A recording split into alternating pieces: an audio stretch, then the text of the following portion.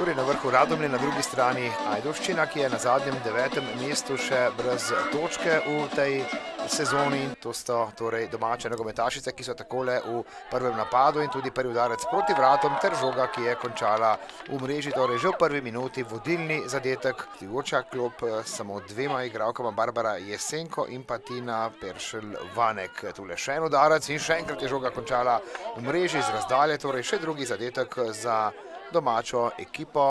Domače ekipe in prav Karmen Ulbin, nazadnje pa dobro posredovanje vratarke, pa še enkrat udarec, še enkrat v gneči pred vrati Ajdovke posredujejo, nazadnje pa vendarle še zadetek, torej v 7. minuti so gostiteljice prišle do 3:0.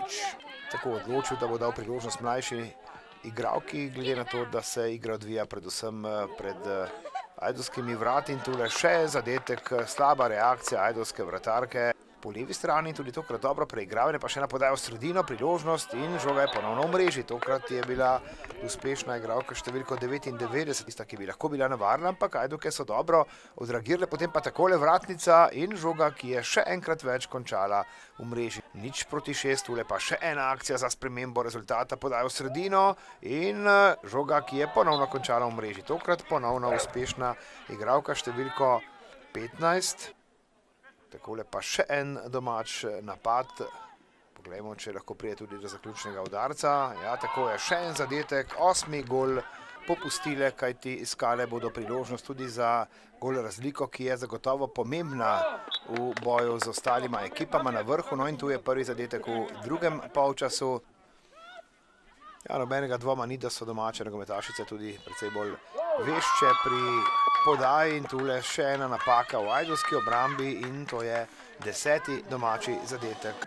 Proti vrhu lestvice ekipa Radomelj je prijela najmanj oziroma druga z najmanj zadetki. Tule še ena akcija za domače in tudi nov zadetek po neuspešni obrambni akciji. Ajdovk torej 11:0 je rezultat. Smo prek polovice igre v drugem polčasu, še ena visoka podaja v kazenski prostor, še en skok in še enkrat zadetek. Še enkrat je žoga končala v mreži, veselijo se ponovno Radomljanke, torej 12. zadetek izvesti Katarina Jagarinec. Jagarinec, udarec in zanesljivo tudi Jagarinec. Strelka na tokratnem obračunu 13:0 je torej rezultat in spet obetaven napad za domačo ekipo in takole zanesljiv zadetek za 14:0 oziroma Špela Pavlin ni uspela torej nadaljevati za akcijo, pa še ena podaja v kazenski prostor in preko vratarke žoga še enkrat v mreži za 15:0.